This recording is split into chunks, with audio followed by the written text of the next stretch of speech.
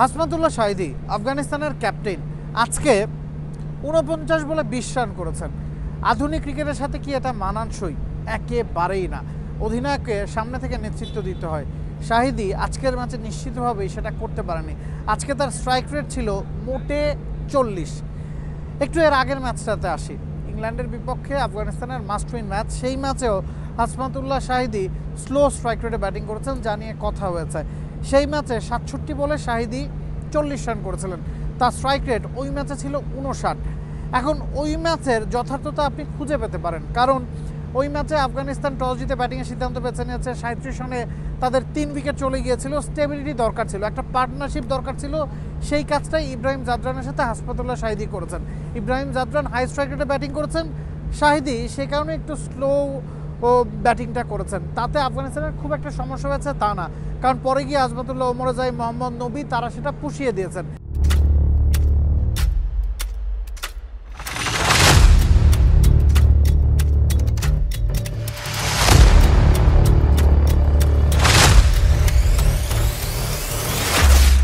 তবে আজকের ম্যাচে শাহিদীর এই স্লো ইনিংসটার কারণে আফগানিস্তানকে ভুগতে হবে। আজকের ম্যাচে শাহিদী মাত্র ৪০ স্ট্রাইক রেটে ব্যাটিং করেছেন, সেটা কিন্তু দল বিপদে ছিল তা না।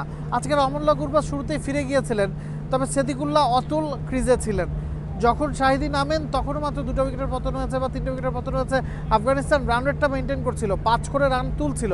তবে শাহিদী যেহেতু একেবারে স্লো খেলছিলেন, সিদ্দিকুল্লাহ অতুলের উপর তখন অনেকখানি চাপ চলে এসেছিল। তার উপর হাই স্ট্রাইক রেটে ব্যাটিং করার দায়িত্বটা চলে এসেছিল। Siddiqullah Atul is a inexperience campaigner, মাত্রই আন্তর্জাতিক আঙ্গিনায় পা ফেলেছেন। অতুলকে ওই চাপে না ফেলে শাহিদীর কিন্তু কিছুটা রেসপন্সিবিলিটি ভাগাভাগি করার দরকার ছিল। শাহিদী যদি সেটা করতে পারতেন, অতুল হয়তো সেঞ্চুরির দেখাটা পেতে পারতেন।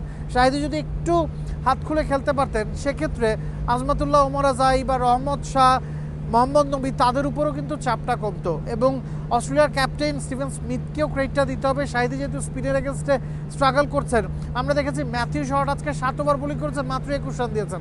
তার ইকোনমি ৩।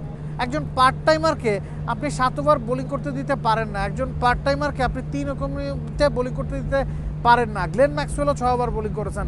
তো যেহেতু শাহিদী একজন লেফট হ্যান্ডেড ব্যাটসম্যান, তার এগেনস্টে স্মিথ কিন্তু খুব দারুণভাবে গ্লেন ম্যাক্সওয়েল এবং ম্যাথিউ শর্টের রাইট আর্ম অফ স্পিনটা ব্যবহার করেছেন এবং তাদের দুজনকে সেটেল হতে দিয়েছেন শাহিদী।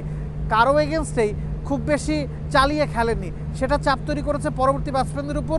এবং শাহিদীর ওই ইনিংসটার কারণে আফগানিস্তান কিন্তু আজকে বোর্ডে ৩০০ রান জমা করতে পারেনি।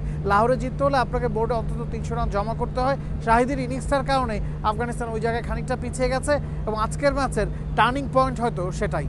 Nabil Kaysar, T sports, Lahore, Pakistan.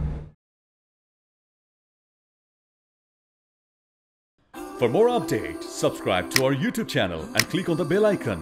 Follow us on Facebook and Instagram. Download T Sports app to enjoy exciting games and highlights. Visit tsports.com.